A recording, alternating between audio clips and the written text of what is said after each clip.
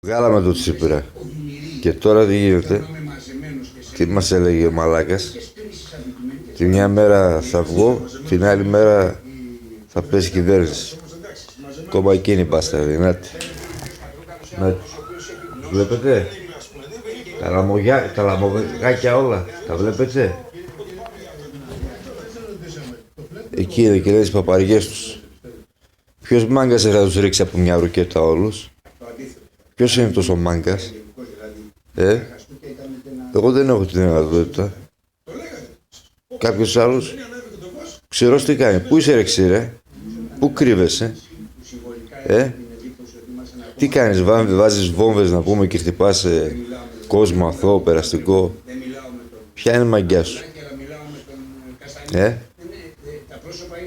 Εσείς της Χρυσής Αυγής όλοι μαλάκες είστε ή το παίζετε μαλάκες μέχρι να ετοιμάσετε κάτι? Δεν ξέρω τι να πιστέψω.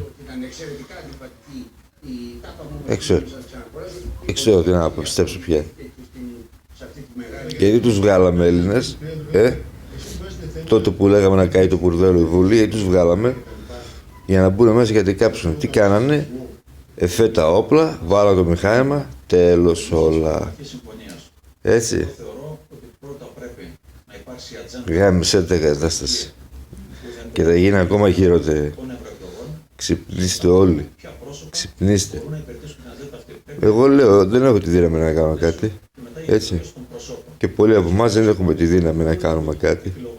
Είμαστε τελείως αδύναμοι μπροστά σε αυτά τα καθάρματα. Η ελιά για να σβήσει τα χρέη του Πασόκ, που υποτίθεται θα πλήρωνε όταν θα βγει η κυβέρνηση στις επόμενες εκλογές. Γάμισε τα είναι η υπόθεση. Γάμισε τα. Ξυπνήστε Έλληνες. Ξυπνήστε. Δεν χρειάζεται όσοι είστε αδύναμοι σαν και εμένα.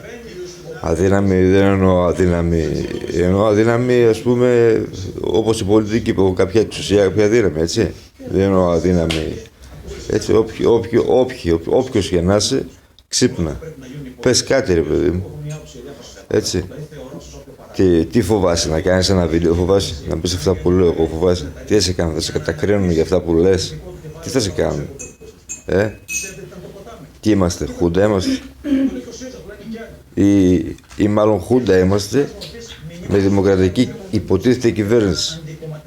Έτσι. Τι να πω, δεν ξέρω τι άλλο να πω. Ξυπνήστε.